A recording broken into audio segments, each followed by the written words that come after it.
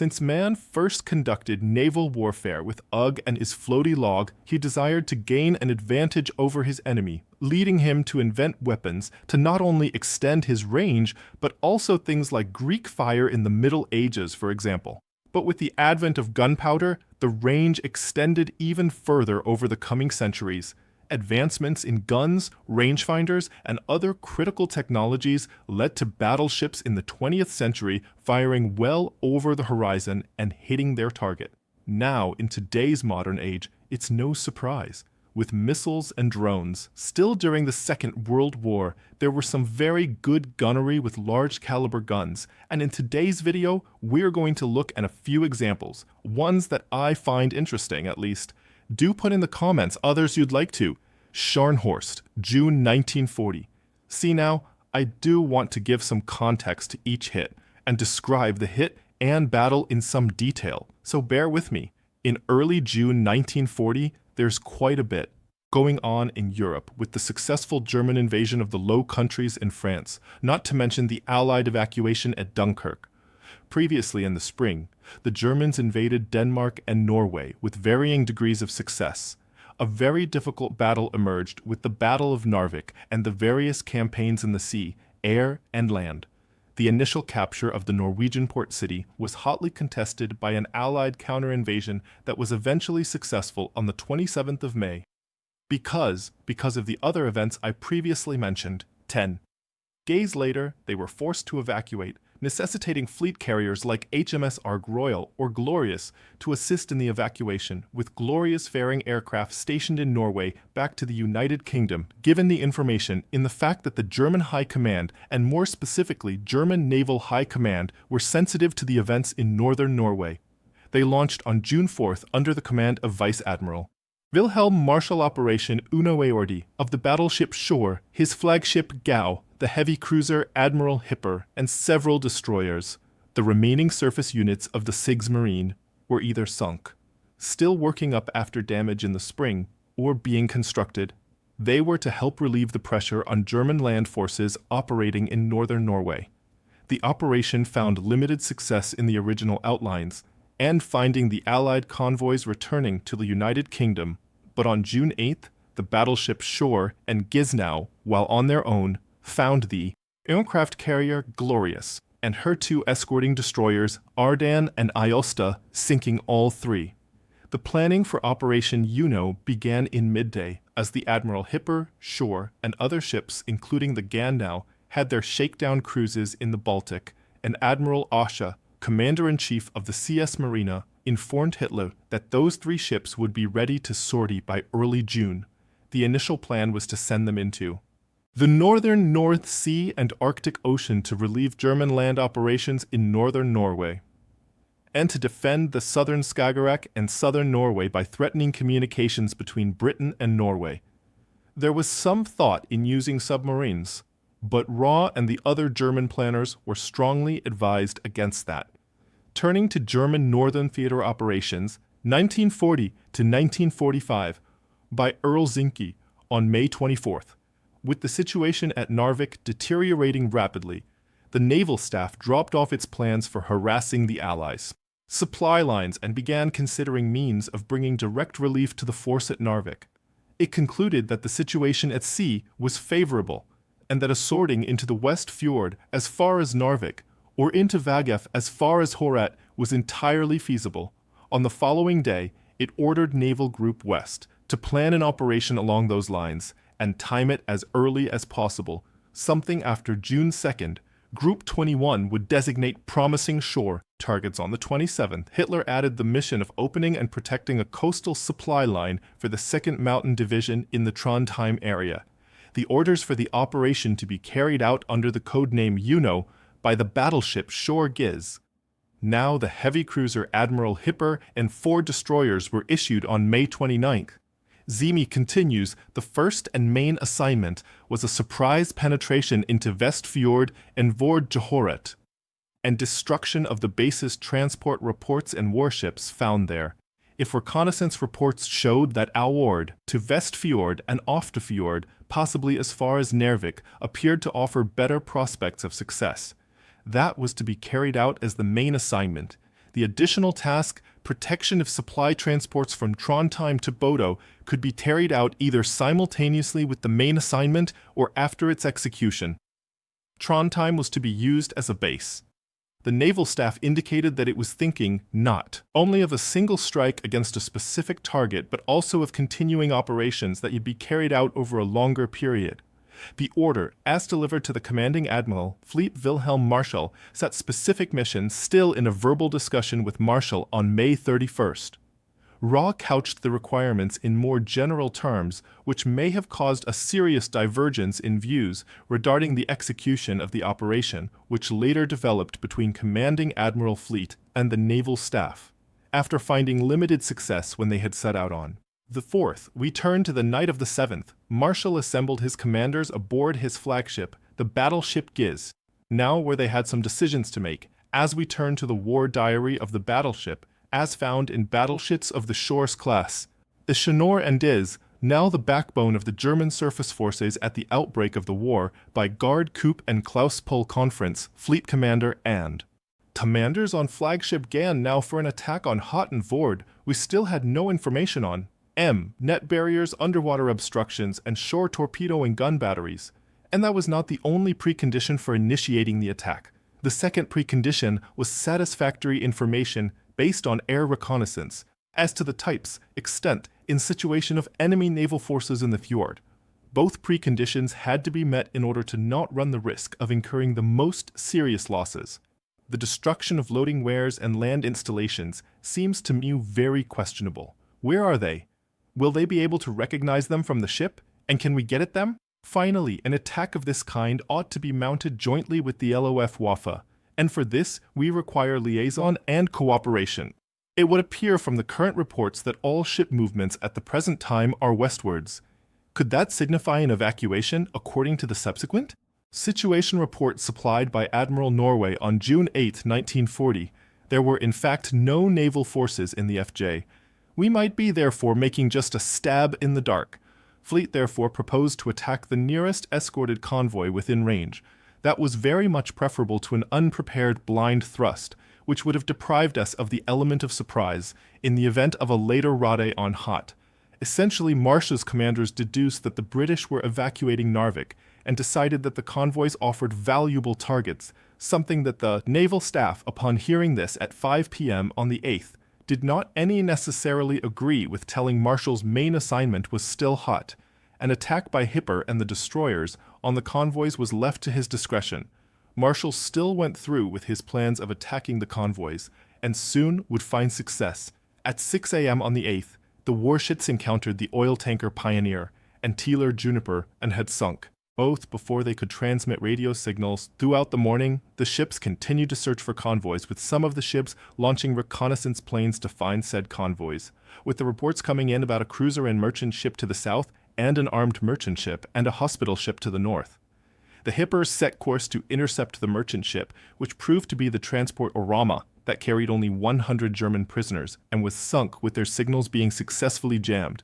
And the hospital ship Atlantis was not. Attacked shortly after 1 p.m., Marschall released the destroyers and hip her to Trondheim for refueling and to take over the task of opening a route for supplies along the coast. Marschall took the 2 battleships to Hot in the Trombo area, where radio intercepts detected the presence of 2 aircraft carriers, when before 5 p.m. the mastheads of a warship were sighted, which upon closer inspection turned out to be the carrier Glorious and her 2 escorting destroyers Arden and Aosta. Suppose you want to know more about the loss of Glorious. In that case, a link to another video I've done on the subject, where in Schor's War Diary, they report 5113 hours senior gunnery officer reported left of funnel tall thin derricks, projecting outwards, indicating aircraft carrier Ark Royal right of the battle. Mass, the Iwind, then the flight deck. To the right of the target, 2 more masses are seen. We are looking at an aircraft carrier with 2 destroyers, one north and south. These ships were HMS Glorious with the destroyers Aosta and Arden, 521 hours, turn to steer 150 degrees, target now to port. 526 hours, speed 26 knots, steering 160 degrees, secondary armament will take the destroyer north, Ardent. Main armament aircraft carrier, 528 hours, speed 29 knots, destroyer, turning away, 530 hours, secondary armament, permission to fire at the destroyer, opening range 14, 12 kilometers, bearing course for guns, 120 degrees, by bearing gauge. Aircraft carrier, laying smokescreen, open fire at the aircraft carrier. The main armament opened up at the aircraft carrier at a range of 26 kilometers by rangefinder, lateral accuracy good on target with third salvo. That salvo at 532 is the one we will discuss. As you've heard and have hopefully read, Shore hit Glorious at approximately 26 kilometers, or for us who use imperial units, 15.9 miles or 28,500 yards, which due to a German news crew being on board, we have quite the extensive collection of footage that details this operation.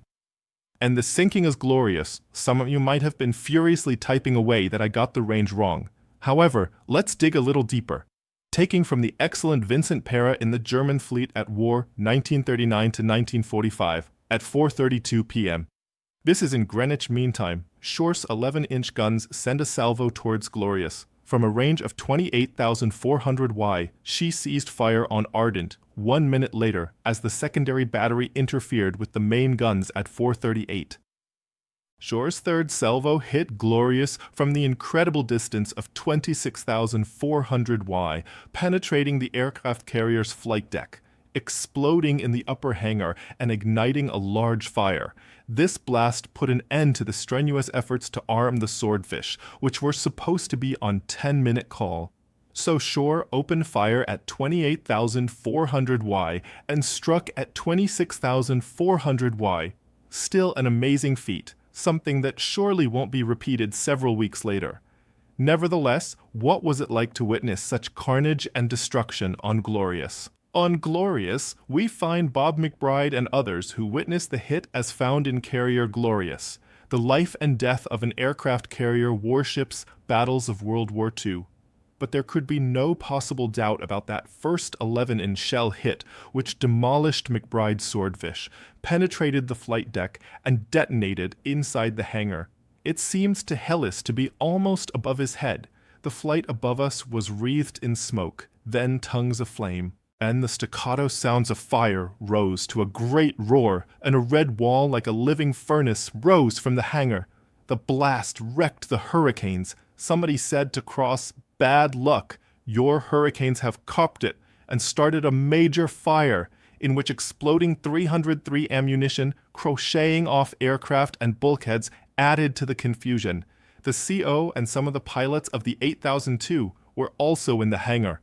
We had been so engrossed in our discussion that the first shock of the exploding shells barely registered, until in my case, I saw that my fitter had been hit in the chest with the largest heavy metal fragment of black smoking shell. He fell flat on his back on the hangar deck. He exclaimed, "Oh, my wife and children," and was dead before a move to assist him could be made.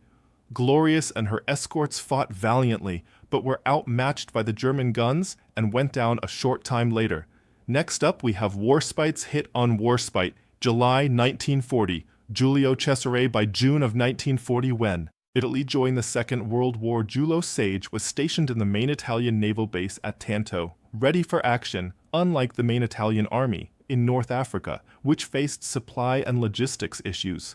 Ports like Tripoli, Benghazi, or Tobruk had not been properly ready for war, leading us to early July, when an important Italian convoy, consisting of a passenger liner and 5 freighters loaded with a little over 2,000 men, tanks, vehicles, and critically 16,000 tons of fuel and supplies, departed Naples in Catania for Benghazi on July 6th. Initially, only the 2nd Cruiser Squadron, the 10th Destroyer Squadron, and 6 torpedo boats had been allocated to escort the convoy.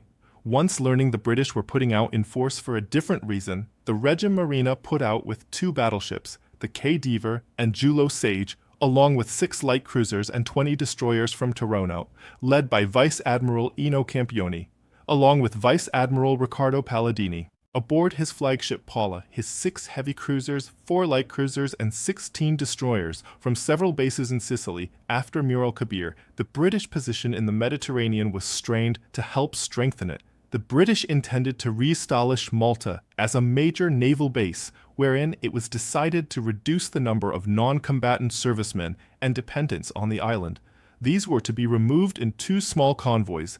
Admiral Andrew Cunningham was to interpose his Mediterranean fleet between these convoys and the likely rude Italian surface. Forces would take simultaneously. Force H under James Somerville would create a diversion by Rain Seri in Sardinia. Cunningham left Alexandria late on the 7th of July. The front of his forces was Admiral Toy's 5 light cruisers, followed by his flagship Warspite and 5 destroyers. Bringing up the rear was the slow group comprising the battleships Mala and Royal Sovereign, the carrier Eagle, and 10 more destroyers. The British were spotted on the 7th by an Italian submarine. In the following morning on the 8th, the British submarine Phoenix SED, the enemy main body, reporting in as midway between Italy and Benghazi. Heading south, the convoy, the Italian main body, was protected ing, reached North Africa later, delivering the supplies at 10 a.m. Italian aircraft flew out of the Dodanes in Libya, subjecting Cunningham's fleet to a series of high-level bombing attacks, with 1 bomb hitting the light cruiser Gloucester. It near misses, damaging Warspite and Mala. While at 3:00 p.m., the Italian main body turned eastward to meet the British as the British steered roughly northwest. Decoded British radio signals led the Italians to expect Cunningham off the Calabrian coast, post at noon on the 9th, with Mellini ordering Campion to postpone battle so the Regia Aeronautica could attack the British the next day by 6:40. Both Italian fleets, Paladin's cruisers and Campions. Battleships were headed north-northwest the morning of the 9th at 7:32 a.m. Sunderland from Malta found Campion's fleet and tracked him for nearly 4 hours. It gave enough time for Eagle to launch an airstrike, but not until 1:15 p.m. Did a group of 9 swordfish who found Paladin's cruisers launch torpedoes at those cruisers, which all missed the side of carrier planes, told Campion that British warships were nearby. His cruisers launched 6 more float planes, one of which located the British 80 miles away to the northeast. Campion, who had maneuvered his forces around, began to reverse course back to engage the enemy, where at 1:10 p.m. he received instructions concerning the engagement and from Hermino Bonesco and Agosto d'Oro, Italian heavy cruisers from Trento to Bono. Meanwhile, at 1:10, instructions had arrived from Supermarina concerning the criteria to be followed in any encounter, not to distance themselves too far from aeronaval bases to allow preemptive or contemporaneous air attacks to engage, if possible, the enemy battleships separately, being aware of the different speeds delaying surface contact to allow the Air Force to do damage to the enemy, to withdraw the battleships at sunset, to engage the torpedo craft at night. Cunningham headed northwest until 2:15 p.m. When satisfied he had positioned himself in between Campion and Tanto, his ship steaming in the 3 groups I mentioned previously, with Tov's light cruisers first spotting smoke on the horizon, a half an hour later at 2:47. Gloucester had been sent to support Eagle, leaving a limited amount of cruisers. The range closed rapidly, with Pavie first turning away from the engagement as more smoke came over the horizon. Then at 3:20, Tovie was ordered to engage, and the British cruisers, with less than 50% ammunition, began engaging the advanced line of Italian cruisers. The gunnery of the Italian light cruisers was very good, hitting their targets. It wasn't long after when Warspite entered the battle at 3:24, targeting the now fleeing Italian cruisers. Meanwhile, when Campion heard of the engagement, he swung his battleships and heavy cruisers towards the British position to hopefully catch them. This initial engagement broke off when the British also turned in the other direction. All the while, Warspite fired another 6 salvos at the enemy cruisers.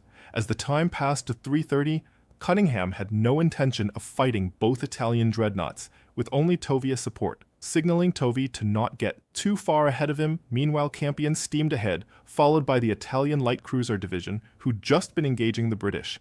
Campion later praised the commander's conduct. He duplicated exactly what we had executed during our frequent peacetime tactical exercises, did not expose him to 381mm, 15-inch gunfire, after he was certain our large ships were heading towards the enemy, and succeeded in withdrawing his ships quickly and brilliantly from the line of fire. The shooting faded away between 336 and 348, As the Italians advanced and the British regrouped, by 3:40, Campion's battleships turned north-northeast, steaming at 24 knots, their top gun speed. Palladini's 6 heavy cruisers had reached a point 7,500 yards ahead of Giulio Cesare.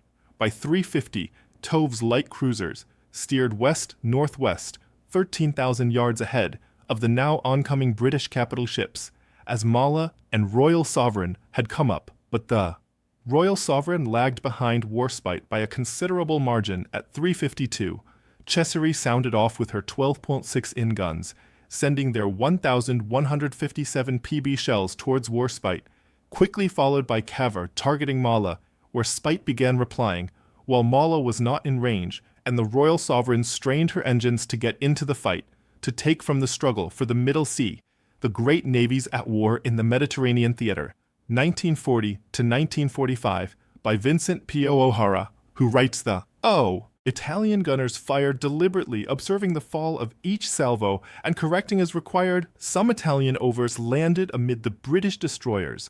Splinter sliced into Herward and Decoy, while some heavy rounds straddled Nubian twice. Her report noted the second time 2 shells fell within 10 yards over 1 shell grazed the starboard strut of the Forest Ab Brest the Steaming Light. While the battleships duked it out, Palladini steered to close with the British taking his cruisers to fire both on Warspite and Toy's cruisers. Both sides were shooting, well, with Warspite being straddled by Cesare. Fearing that she had found her range, Warspite altered course 20D to port and increased her speed, temporarily ceasing fire as Italian lookouts guessed that Warspite had finally been hit in steering out of line.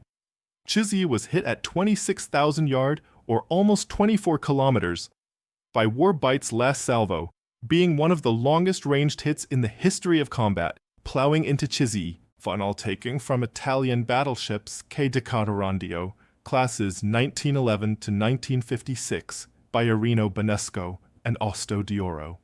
They write, meanwhile, the most important development of the day had occurred. The fire of the Italian battleships had proven to be moderately accurate, even with rounds that straddled the target, but that were somewhat dispersed. Only a few rounds fell dangerously close to Warspite's bow, and fragments from a couple overs damaged the destroyer Decoy and Herward fire. From Warspite was repeatedly well aimed with salvos that were well grouped, and at 3:59 all hit Cesare on the after fun. A violent fire ensued on the upper decks and superstructure in spaces 45, 6, and 7, which had to be evacuated, and the boilers banked. Speed fell to 18 knots, and as a result, the Cesare fell astern of the Cavour. Campion, not knowing how badly his flagship had been hit, and with the prospect of facing the enemy with only one effective battleship, he ordered his bettling to turn away. This turn came at an opportune time for the British, as Tovey and his cruisers feared the worst as Palladini was pulling ahead. Both CHZ and Cavour pulled away and fired at a rapid rate.